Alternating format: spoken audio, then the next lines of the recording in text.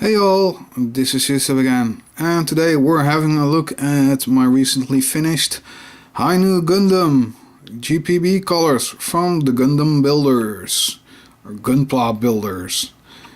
This is my very first new type mobile suit, and well, I'm impressed. I don't know if it's really fully the same as another Hi-Nu Gundam, or if it's heavily modified compared to the normal version. But I must say I really like this kit. There are some things which are wrong with it, but in general I am very positive about this build. This kit took quite a bit more work than usual for me, for the simple reason that I tried to make him look a lot more like his box cover work.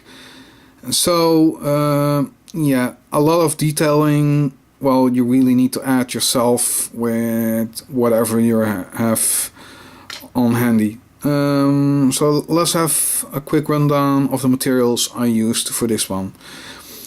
For the insides of the thrusters, I used Citadel colors, Mithril Silver. For the propellant tanks, the connectors, I used bronze, or at least I believe this is bronze. This is the color I had, which is the closest to the color on the box. I used the line marker, but way less this time. Normally every panel line I do on a Gundam is with this, but since I've got some new material in, this one was pretty much only used for the face, for the well, is there actually a name for those little lines just on the face itself? Those two little thingies? I'm not sure, but pretty much only for those did I use this, and I believe for some of the vents, for the detail between there, I also used the old-fashioned thin line marker. For the eyes, I used, instead of the sticker, black Gundam marker and the green for the eyes. Pretty simple. The one I used the most is the yellow Gundam marker, because frankly put, this guy is loaded with little details which need to be made yellow, but aren't. They're just normal plain colors, and I'll point them out while reviewing the kit. Then there are some Gundam markers used for this guy. I used the orange on the yellow, I used this bluish one for the light grey parts, and I used this light grey one for on the white. So yeah, the panel lines aren't as pronounced as usual due to using those instead of the normal black one which I'm used to, and it gives a somewhat different look from what I'm used to, but I'm actually liking it. Now for the Gundam itself, I've armed him with his shield and his double beam saber. I'll go into the weaponry on him later on. Otherwise, you get a beam gun for him. Now this one is the one I like the least, for the simple reason this guy actually needs to be painted up quite a lot. Pretty much the majority of the body here should have been white. In fact, if this one had been white to start with, he'd be easier to paint than molding it in grey. And since this comes, if I'm not mistaken, from the Ace Brew, why they didn't mold this in white is beyond me. I did panel line it, but I just don't like the looks of it. I've had it on hand on him and I just don't like the looks of it. So I'm leaving this to the side. Then we have his bazooka, including the trigger finger hand. yeah, once again, I wasn't too incredibly fond of this. The number of parts for this one? 3. There are just 3 parts for this bazooka. 2 halves and a handle, and that's it. I've added some mithril silver to the barrel, but I think that might have been a bad idea. I think it could probably have been better if I painted the inside black instead. Did add some green highlights for the scope, but yeah. Let's just say I find this, it works when he is standing straight and he can fold his wings back. Then this works, but yeah. When he's in flying, and it looks just cooler with having these wings spread out, this thing just does not work.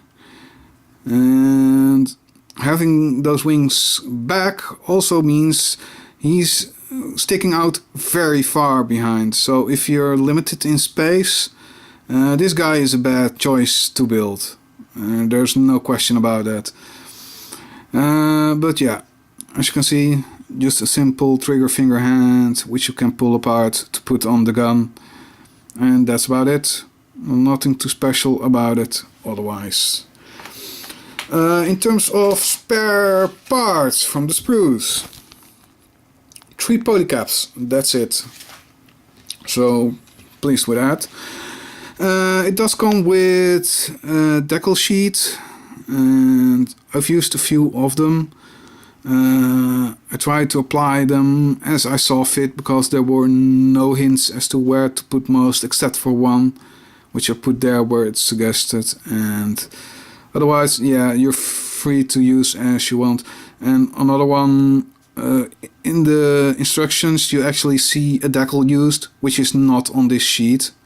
You get the LB, but on the instructions you get, I believe,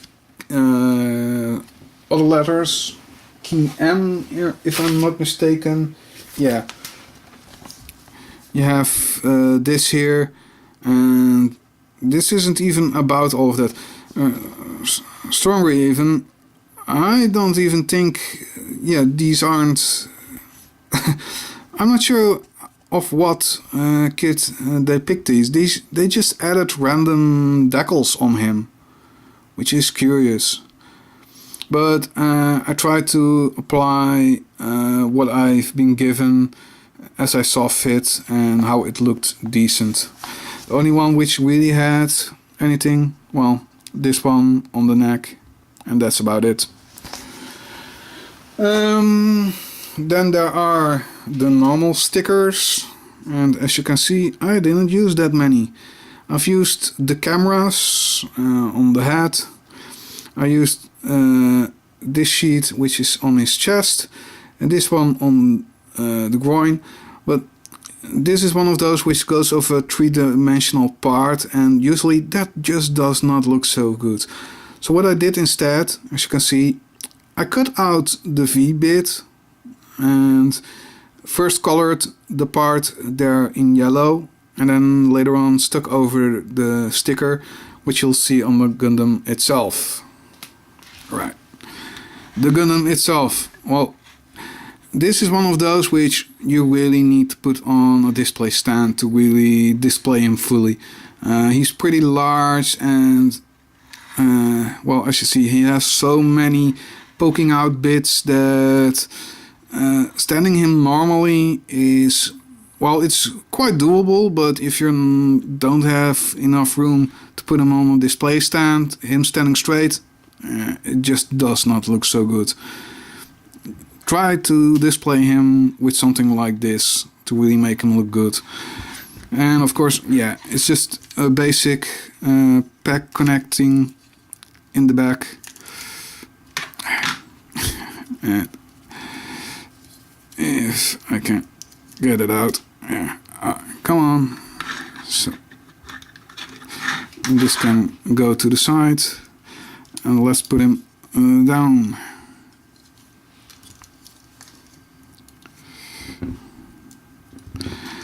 Now Now for his accessories, which he already is wearing. You get his shield, which is quite interesting because it's made of these different colored parts. It really comes out nice. And you get a nice big decal for on the center of it.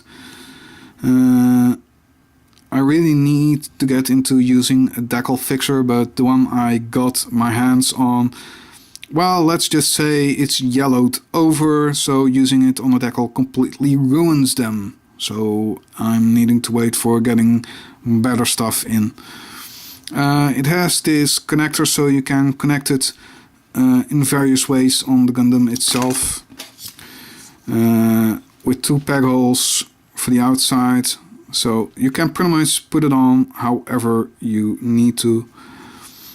Inside, nicely detailed as well. As you can see here, I used the blue Gundam marker.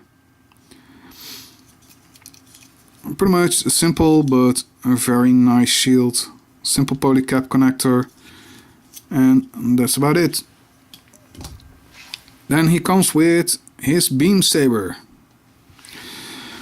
Which is interesting because he actually has 2 beam saber handles, which both are the same as this one, and they're stored inside him.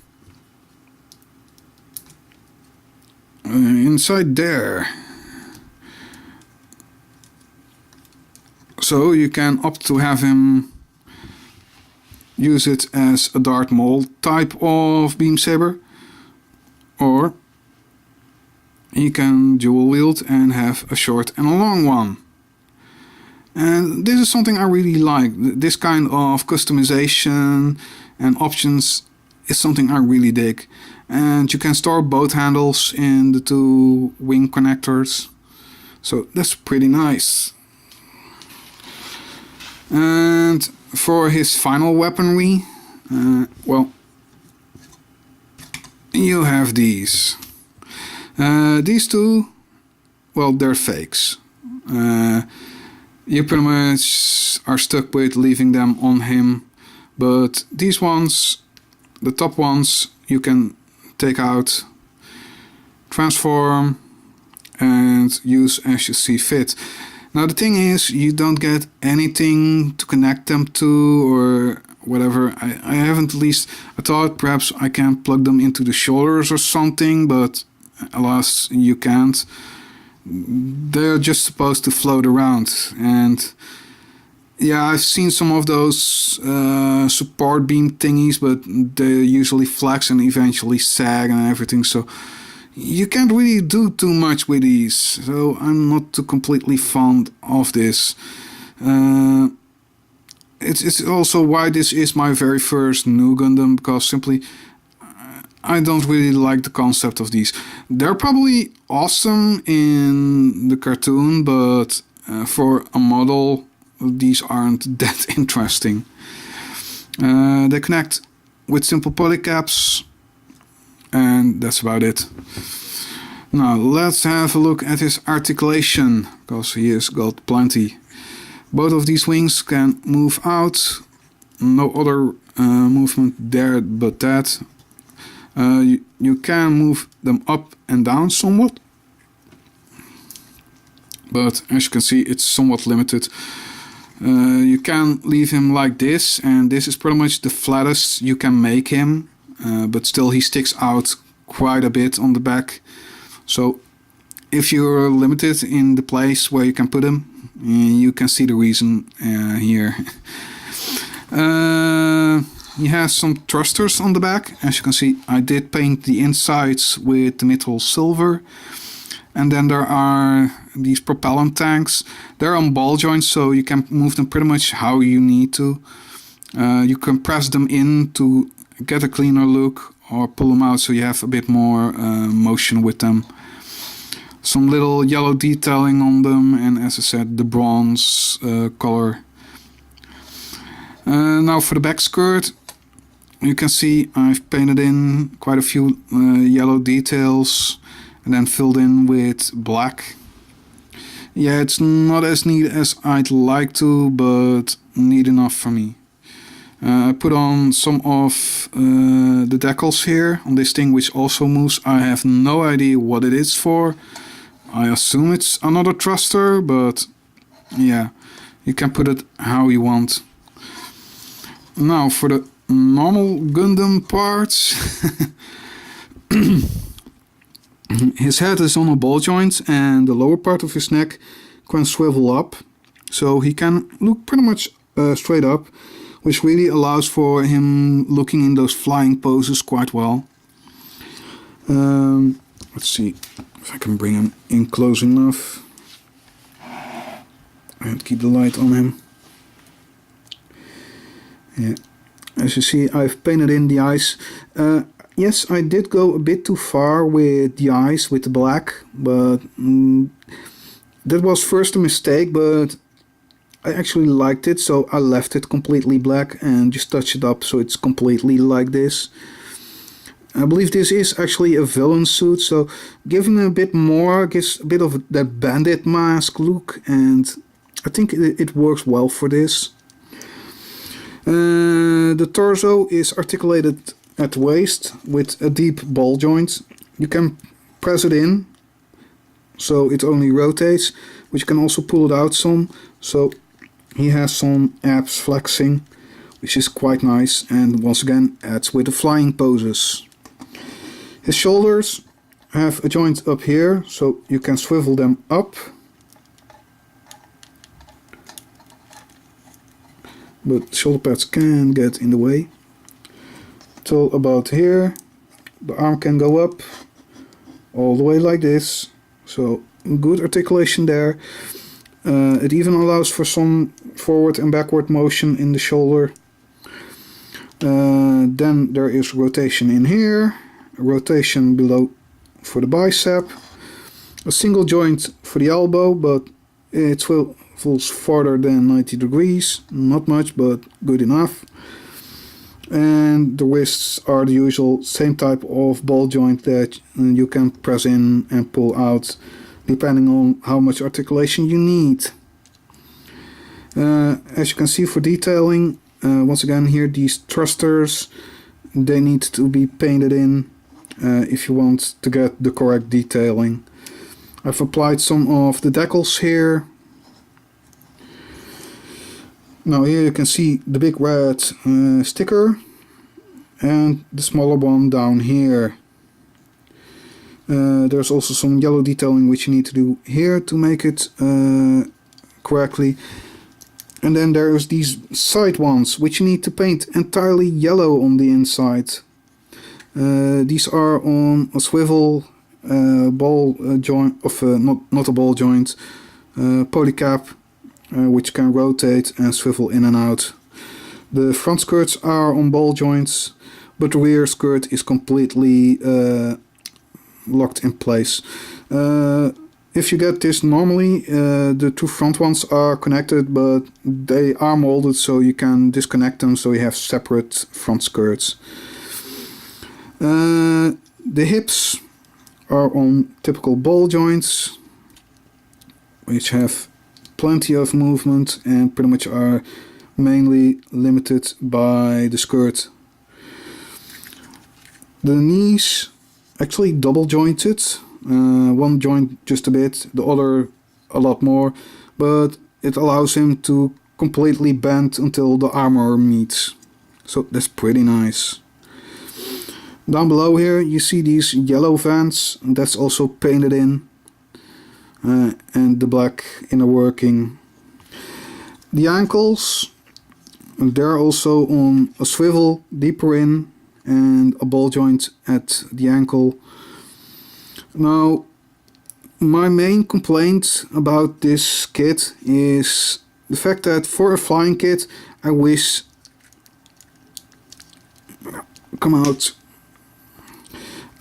it could fold backwards way more than it can. But as you can see, if I'm setting it flat, the ball joint connector actually already points forward. Now this is primarily done so he can stand more easily straight, I think. At least I assume that's why it is. but it really disallows for really far backward motions with the feet, which would fit this kit. Then again, he does have thrusters under his feet and also in here. Yeah, here you can see the little bit of swivel that's there. It's very, very tight. Actually, in these cases, normally I make sure that the polycap ends are smoothly cut off. Here I, on purpose, added some flash, so it fills up a bit more and thus leaves for a much tighter fit.